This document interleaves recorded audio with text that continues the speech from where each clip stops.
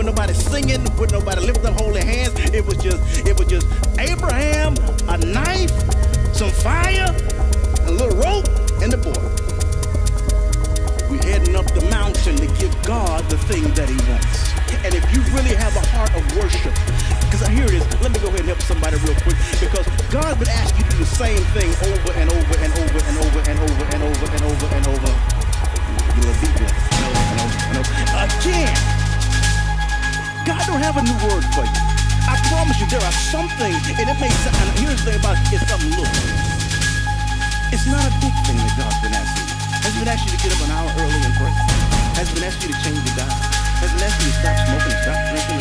You know, you say you love Lord, but you got that one little thing that God keeps on saying, baby, give it to me. Son, give it to me. Give it to me. Give it to me. Stop this one thing. Because if God is continually speaking about the one little thing, the problem is not that there is not power or deliverance available. The power is our flesh love it so much that we don't want to let it go.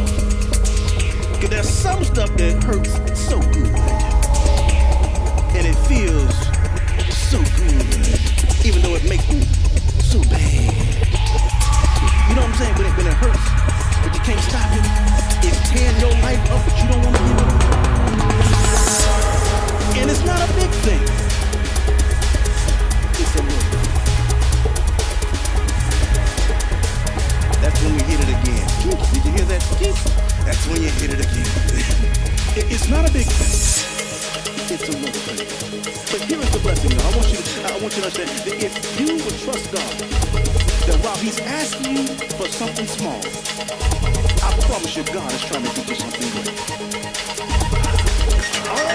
See, you've been praying about houses and cars and jobs and stuff and credit report and getting out of this situation and getting married and fixing stuff and